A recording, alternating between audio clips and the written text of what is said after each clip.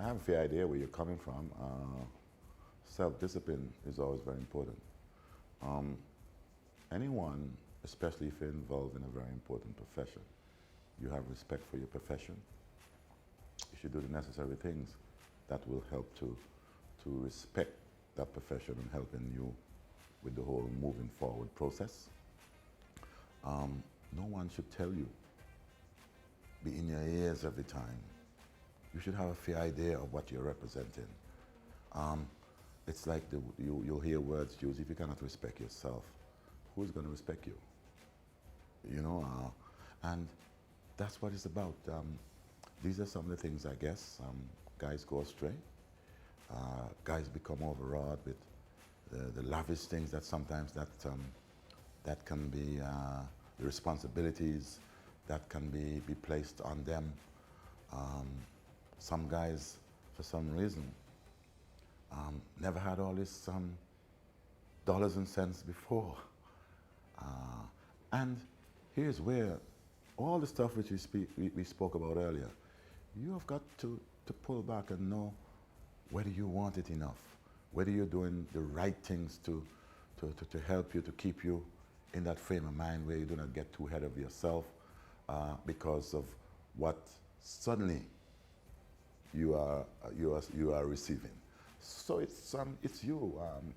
You can help to discipline yourself and to put yourself in that right frame of mind to know whether you want that stuff badly enough to continue. I'll put it as simple as can be. Those who take shortcuts would get shortcut results. It's simple and plain as that. There are certain elements you cannot control. There are certain elements you cannot control. You may take, for example,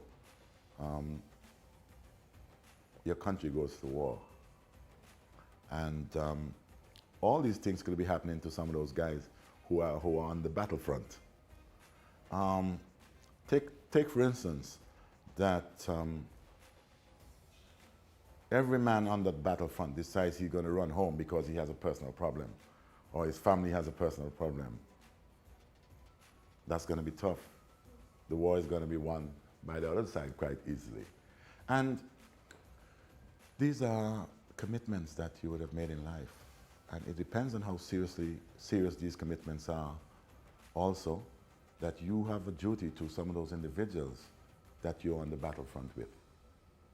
Because if everyone thought the same, that we're going to run home because there's a personal little problem here, I guess we wouldn't be where we are today because of World War I and World War II, and because of the Nazis' thoughts at the time about conquering the world.